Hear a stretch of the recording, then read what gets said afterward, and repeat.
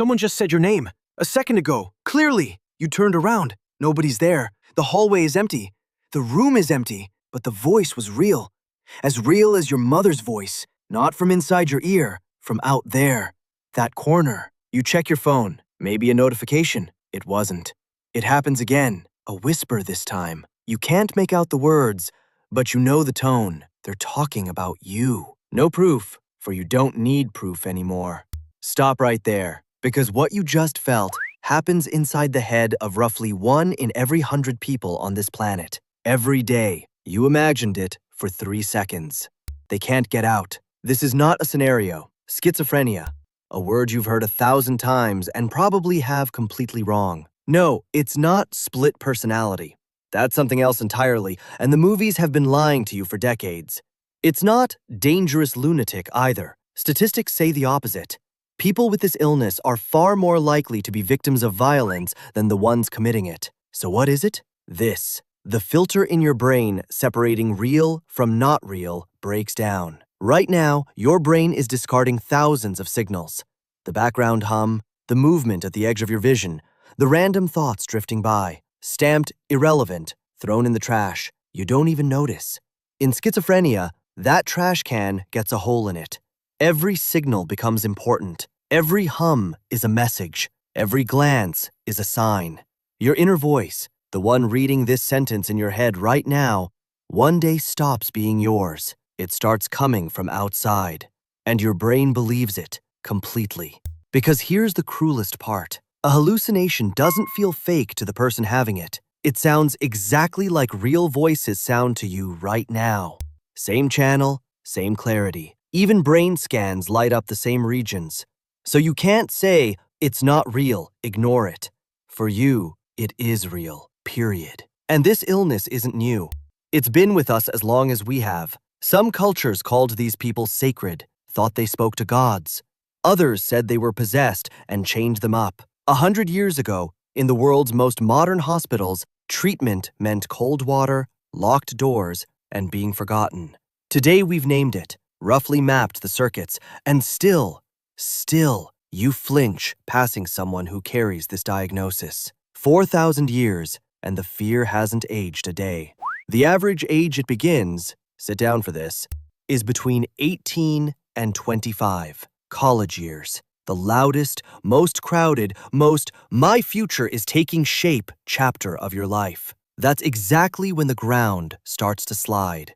And it doesn't start like it does in the movies. It creeps. Small things first. Sleep breaks. You pull away from people. Just don't feel like it. That's all. Focus scatters. Everyone says stress. You think so too. Then the world gets strange. There's a clinical name for it. Forget the name. Feel the feeling. Everything looks normal, but something is wrong. The street is the same street, but it feels like a film set. The people are the same people, but they seem to be acting. You can't explain it to anyone. There are no words for it. Did you catch that? No voices yet. Technically, the symptoms haven't even started, but you're already alone. Medicine has a name for this phase. It can last years.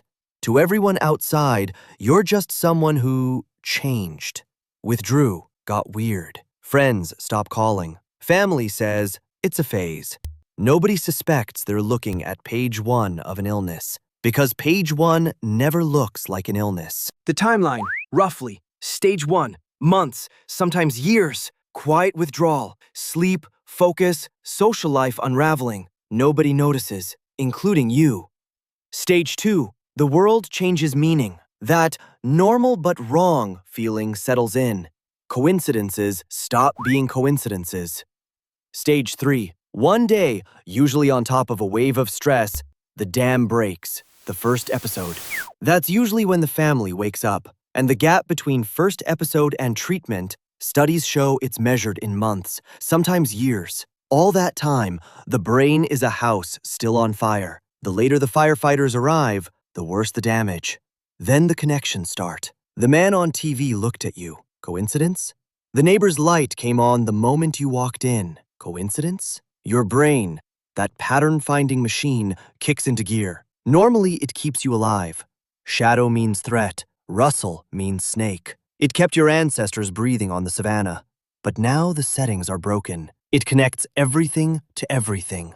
And the more it connects, the more a story takes shape. You're being watched.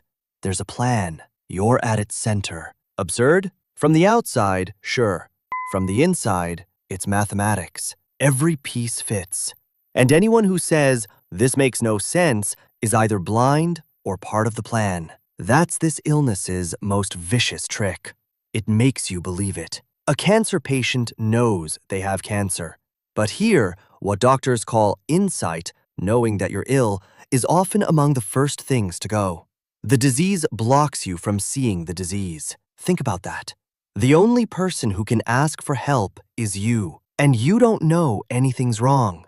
By the way, your brain will erase most of this video by tomorrow morning. You know that, right?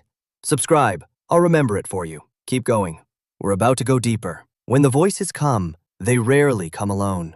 Research keeps showing the same thing. These voices are almost never neutral. They comment. Look at that. Failed again. They command. They humiliate. Your own mind becomes a hostile radio station, broadcasting around the clock on a frequency only you can hear. There's no off switch. Radio. No, wrong word. You can turn a radio off. You can leave a room. You can't leave this one. This room is your skull. You try to sleep. The voices don't. Now imagine taking that broadcast to the grocery store, a classroom, a job interview. Someone is talking to you, and right beside your ear, someone else is screaming. And you have to look like you're listening. Keep your face normal. Every day, every hour. Anyone still asking, why don't these people just get jobs? Now look at the other side of the table. Say you're a mother. Your son is 20. Bright kid. Went off to college. Then he stopped answering his phone. Came home. Closed the curtains. The neighbors are listening, he said. You laughed. Thought it was a joke. It wasn't. The person across from you is the child you raised. Same face. Same voice. But he's looking at you like you're one of them, his own mother. The more you try to help, the more you become the villain in his story. You suggest a doctor. You're trying to lock me up. You hand him his medication. You're poisoning me. The person you love is right there, and you cannot reach him. There's a glass wall. You can't even see the glass, but you slam into it every time. Families live like this for years, quietly. They know exactly how people's faces change when they try to explain. And there's another side of this coin, the side nobody talks about. The voices, the delusions. Doctors call those positive symptoms. Things that shouldn't exist, existing. But some things also stop existing. Emotions flatten. Your face goes still. Speech thins out. Words come up like water hauled from a deep well. The things you loved most feel like nothing. The engine inside you just stopped. From outside, people call it laziness. It isn't. It's the illness itself, and the part medication struggles with most. So you're not just fighting what's been added, you're living with what's been taken. Now, I'll tell you something, and you won't like it. While watching this video, how many times did you trust your own mind? Every second. Your eyes showed you this screen. You believed them. Your memory said, this room is yours. You believed it. Your inner voice read this sentence and called itself yours. You believed it. You verified none of it. You can't.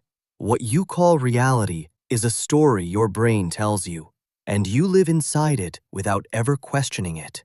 Everyone does. Schizophrenia proves one thing. The machine telling that story can break, and when it breaks, it doesn't notify you. The line between your reality and theirs isn't the wall you think it is. It's a filter, a thin one. And that filter, through genetics, stress, sometimes substances, sometimes a combination nobody has cracked, can wear thin. Uncomfortable. It was supposed to be. Besides, you've already been on the other side. You'll be there again tonight. Dreams. Last night, say you dreamed of a man flying. Did you question it? No. Did you think, that violates physics, this can't be real? You did not. You accepted it. In a dream, whatever your brain shows you is real. The filter is off. The absurdity check is offline. Every night, for a few hours, you believe impossible things with total conviction. The difference? Your filter comes back in the morning. You wake up, say, just a dream, and drink your coffee.